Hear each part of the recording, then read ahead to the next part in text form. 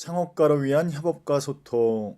이번 차수는 이제 갈등 관리와 리더의 역할에 대해서 저희가 알아볼 텐데, 갈등이 지금 증폭이 되고 있죠. 뭐 기업뿐만이 아니라 전 사회 전반적으로 갈등에 대한 부분들이 계속 뭐 비단 우리나라뿐만이 아니라 이거는 전 세계적인 현상인 것 같아요. 특히나 일본의 경우가 이제 몰락을 했던 대표적인 전자회사들 있죠. 뭐 파나소닉이나 물론 이제 아베노믹스라고 해서 어쨌든 뭐 다양한 어떤 관점들이 있고 이야기들이 있습니다만 이게 한 20년간 계속해서 몰락을 겪었던 그 이유 중에 핵심이 갈등 관리를 하지 못했다. 부서 간 이기주의였다. 그래서 이런 부분들에 대해서 우리가 학습 목표를 좀 가져보면서 설명할 수 있도록 하고요. 그리고 이 갈등 관리를 위한 리더와 조건의 역할, 그리고 어떤 시대의 패러다임과 어떤 그런 부분의 영향력이 계속해서 전환이 되고 있는데 핵심은 이 갈등 관리의 어떤 그 중요성들과 더불어 리더가 어떤 역할을 해줘야 될까? 궁극적으로 발상의 시대에서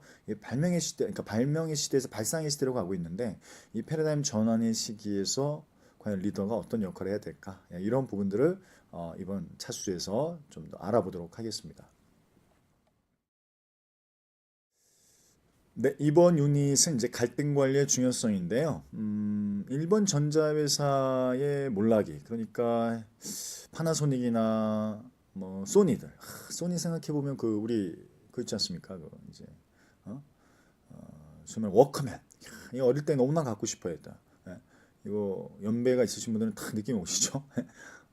젊으신 분들은 잘 모르시지만 이 워크맨 하나 갖고 싶어서 그러니까 걸어 다니면서 음악을 듣고 싶다. 이런 파나소닉, 소니, 어떤 샤프 이런 일본의 정말 대단한 전자회사들이 계속해서 이제 몰락을 겪게 됐습니다. 갈수록 계속해서 시가총액이 줄어들고. 근데 그 이유가 뭘까 했더니 두 가지로 이제 경영학자들이 이제 두 가지로 이제 근거를 제시했습니다. 첫 번째가 뭐냐면 이게 고립을 자초했다. 그래서 이거 갈라파고스 신드롬. 그래서 이전 차수에서 한번 말씀 좀 드렸는데 기술이나 어떤 서비스의 국제 표준에 맞지 않게 국내 표준, 그러니까 독자적인 형태로 이제 그 개발하다 보니까 독립적이고 독자적인 것까지는 좋은데 국제 표준하고 뭔가 맞지 않는 거죠. 그래서 점점 세계 시장에서 고립이 되는 현상. 이거를 이제 갈라파고스 신드롬, 갈라파고스 죽음. 그래서 뭐 고립의 현상이다 이렇게 보시면 될 것 같습니다. 그래서 어, 이렇게 국제적으로 어떤 다양한 글로벌한 현상들을 보는 것이 아니라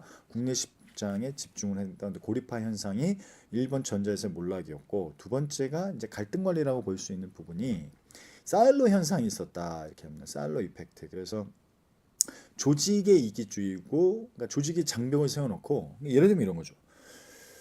영업부하고 마케팅 부서, 영업부하고 생산 부서가 서로 오픈을 하지 않는 거예요. 근데 이것의 궁극적인 이유가 뭐였냐? 이것의 원론적인 의미가 뭐였냐면, 그러니까 이유가 원인이 뭐였을까라고 독립체산자였다라는 거죠. 그러니까 부서별로 그 성과를 다르게 주는 겁니다. 그러다 보니까 왜 내가 저 부서에 좋은 일을 하나? 이렇게 안 하지?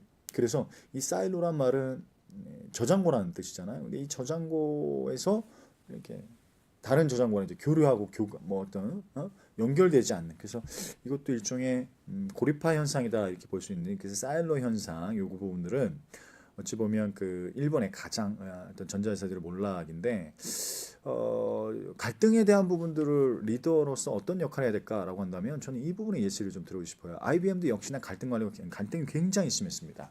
그러니까 1993년도에 루 거스너 회장이라는 사람이 이제 취임을 했어요. 그런데 어마무시하게 관료적인 문화, 그다음 부서 이기주의 뭐 이런 것들이 너무너무 심한 거야. 그러니까 서로 본부별로 서로 제품을 이제 욕을 하는 겁니다. 그러니까 고객사에 나가서 자기 회사에 욕을 하는데 다른 본부를 이제 욕을 하는 거죠. 그래서 부서 간의 어떤 이기주의 협조를 이제 안 해주고, 그리고 이제 굉장히 전문 용어를 쓰는 거야. 계속해서 어려운 용어를 써가면서. 그러면서 부서 간 장벽이 계속 쌓여가는 겁니다.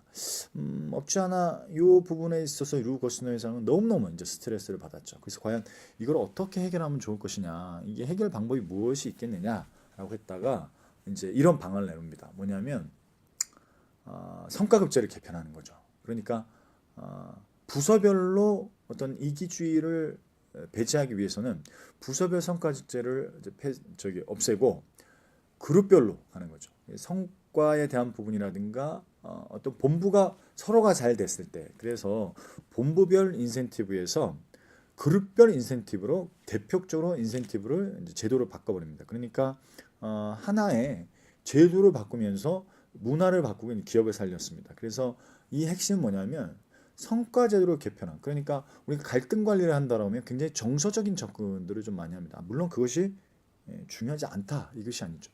굉장히 좀 중요합니다. 그런데 그보다 훨씬 더 중요한 게 조직의 시스템, 조직의 문제가 발생이 되고 조직의 갈등이 발생이 되면 그것들을 시스템적으로, 그러니까 룰을 바꾸고 제도를 바꾸고 시스템을 바꾸는 게 리더의 역할이라는 거죠.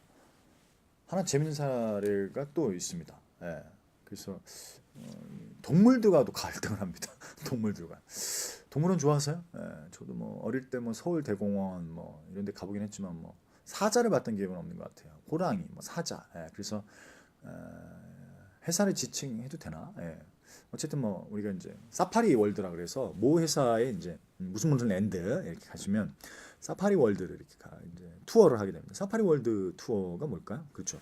이제 차를 이렇게 쭉 타고 가면서 호랑이도 보고 사자도 보고 코뿔소도 보고 이렇게 다양하게 보는 거잖아요. 그런데 사파리 월드를 가는 건 내가 사자와 내가 호랑이를 보기 위한 거잖아요. 근데 사자가 안 나타나. 내가 호랑이가 안 나타나. 그러니까 이렇게 쭉 가다 보면 버스가 이렇게 쭉 가다 보면 거기 이렇게 바위에 이렇게 앉아서 이렇게 탁 이렇게 포즈도 좀 취해주고 그럼 이제 사진도 찍고 이렇게 이제 보면서 야 사자 봤다. 내가 진짜 이제 봤다 이렇게 해야 되는데 이게 사자가 안 나타나는 거야. 자 이유가 뭔가 봤더니 겨울이면 춥다고 안 나오고 여름이면 덥다고 안 나오는 거야. 야 이거 어떻게 되냐? 그러니까 이거 방안이 뭐가 있냐? 이거 해결 방법이 뭐가 있냐? 왜냐면 사자들이 나와줘야 되거든요. 호랑이가 나와줘야 이 사파리 월드로 온 돈값을 하는 거 아니에요. 그러니까 야 이거 어떻게 해야 되냐. 그래서 아이디어를 가졌습니다. 어떤 아이디어를 냈을까요? 어떤 분들은 이제 제가 이제 기업에서 강의를 하다 보니까 이런 경우 어떻게 될까요? 그랬더니 어떤 분이 이 사자들이 군기가 빠져서 그랬대. 그래서 헝그리 정신이 없어 그러니까 밥을 굶겨야 된대.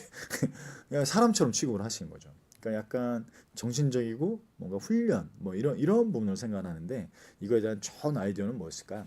헝그리 정신도 아니고 트레이닝도 아니고 코칭도 아니고 막 이렇게 사육사가 나타나고 이렇게 앉아야 되고 너 이렇게 해야 되고 사자 너 이렇게 하면 안 된다 너 그러면 굶는다 먹을 거 이렇게 주고 계속 바위 위에다 올려놓고 막 이런 식으로 트레이닝과 어떻게 보면 이렇게 사육을 하거나 아니면 이제 뭐 교육을 하거나 이럴 거라고 생각을 했는데 어떤 이제 사육사가 아이디어를 낸 겁니다. 그러지 말고 사자의 입장에서 생각을 해보면 겨울에 나오고 싶지 않지 않냐. 겨울에 추운데 누가 나오고 싶냐. 바위에다 열선을 깔자. 이게 된 겁니다. 그러니까 바위에 딱 가면 따뜻한 거야. 그러니까 이제 사자들이 너나 없이 올라가는 거죠. 반대로 여름에는 어떻게 할까요? 그럼 네 그렇습니다. 바위에다가 냉선을 까는 거죠. 열선을 깐이 아니라 아주 차가운 기운에 선을 까는 거죠. 그러니까 냉온을 왔다 갔다 하면서 바위에 대한 열선을 깔아버리니까 사자들이 너나 없이 올라오는 겁니다. 자, 결국은 뭐냐면 갈등 관리의 핵심에 대해서는 문제의 핵심을 이해함과 더불어 그것에 대해서 리더의 역할은 계속해서 룰을 바꿔주는 거, 제도를 바꿔주는 거, 시스템을 바꿔주는 것이다. 그래서 저는 답은 현장에 있다. 이렇게 좀 말씀을 좀 드리면서 끊임없이 시스템적으로 어떤 물론 정서적인 부분도 있죠. 인간의 갈등에 대한 부분들에 대해서 뭐 협상이라든가 제가 이제 설득 이후에 뭐 말씀을 좀 드리겠습니다만 이 정서적인 부분도 분명히 있습니다만 조직 내 사회 내에서 시스템으로 제도를 들여다보면 그 안에서 어떠한 부분만 살짝 바꾸면 그것이 이제 갈등 관리가 충분히 될 수 있음에도 불구하고 이게 잘 안 되는 거죠. 이게 잘 안 되는 이유가 뭐냐면 자꾸 이렇게 정서적으로 풀려고 합니다. 그래서 답은 자꾸 현장에 있으니까 현장 안에서 그래서 기본적으로 갈등 관리의 중요성을 이번 유닛에서 말씀을 좀 드리면서 다음 유닛에서는 조직 내 갈등 원인에 대한 부분에서 리더의 역할 이 부분들을 좀 말씀을 좀 드리도록 하겠습니다.